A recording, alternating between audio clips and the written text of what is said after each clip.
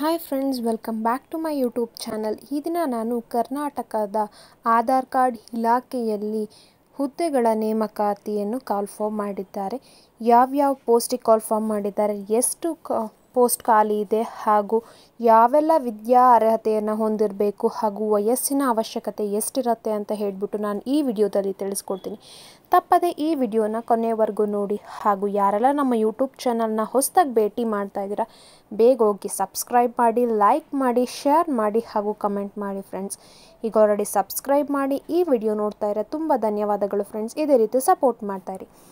ಹೆಸರು ಭಾರತೀಯ ವಿಶಿಷ್ಟ ಗುರುತಿನ ಪ್ರಾಧಿಕಾರ UIDAI unique identification authority of India 2024. ಹುದ್ದೆಗಳ ಸಂಖ್ಯೆ 3. ಹುದ್ದೆಗಳ ಹೆಸರು ಸಹಾಯಕ ಖಾತೆ ಅಧಿಕಾರಿ, ಖಾಸಗಿ ಕಾರ್ಯದರ್ಶಿ ಹಾಗೂ ಉದ್ಯೋಗ ಸ್ಥಳ ಬಂದು Bengaluru, Karnataka. Application mode offline ಮೋಡಲ್ಲಿ ಇರುತ್ತೆ.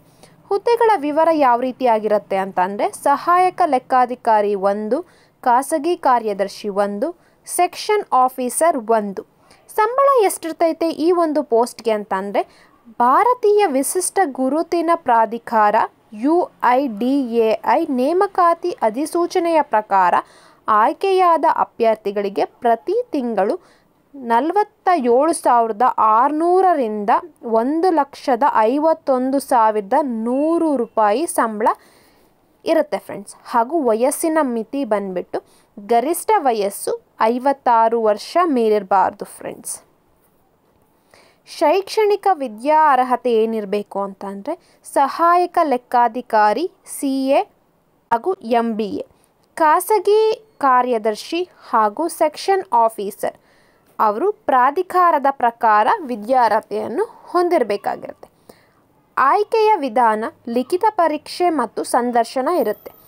ಅರ್ಜಿ ಸಲ್ಲಿಸುವ ವಿಳಾಸ: ನಿರ್ದೇಶಕರು HR, ಭಾರತೀಯ ವಿಶಿಷ್ಟ ಗುರುತಿನ ಪ್ರಾಧಿಕಾರ, Aadhaar complex, NTI layout, Tata Nagar, Kodigehalli, ತಂತ್ರಜ್ಞಾನ ಕೇಂದ್ರ, ಬೆಂಗಳೂರು 560092. ಈ ಒಂದು ಸ್ಥಳಕ್ಕೆ ನೀವು ಅಪ್ಲಿಕೇಶನ್ನ ಸಲ್ಲಿಸಬೇಕಾಗಿರುತ್ತೆ. ಹಾಗೂ ಆಫ್ಲೈನ್ ಅರ್ಜಿ ಸಲ್ಲಿಸುವ ಪ್ರಾರಂಭ ದಿನಾಂಕ 15 ಮಾರ್ಚ್ 2024. ಆಫ್ಲೈನ್ ಅರ್ಜಿ ಸಲ್ಲಿಸುವ ಕೊನೆಯ ದಿನಾಂಕ 15 ಮೇ 2024. ಯಾರೆಲ್ಲ ಈ ಪೋಸ್ಟ್ಗೆ ನೀವು ಅಪ್ಲೈ ಮಾಡಬೇಕು ಅಂತ ಇದ್ದೀರಾ, ಸೊ ಡಿಸ್ಕ್ರಿಪ್ಷನ್ ಬಾಕ್ಸ್ನಲ್ಲಿ ಲಿಂಕ್ ಕೊಟ್ಟಿರ್ತೀನಿ, ಅದನ್ನು ಕ್ಲಿಕ್ ಮಾಡಿಕೊಂಡು ನೀವು ಅರ್ಜಿಯನ್ನು ಸಲ್ಲಿಸ್ಬೋದಾಗಿರುತ್ತೆ.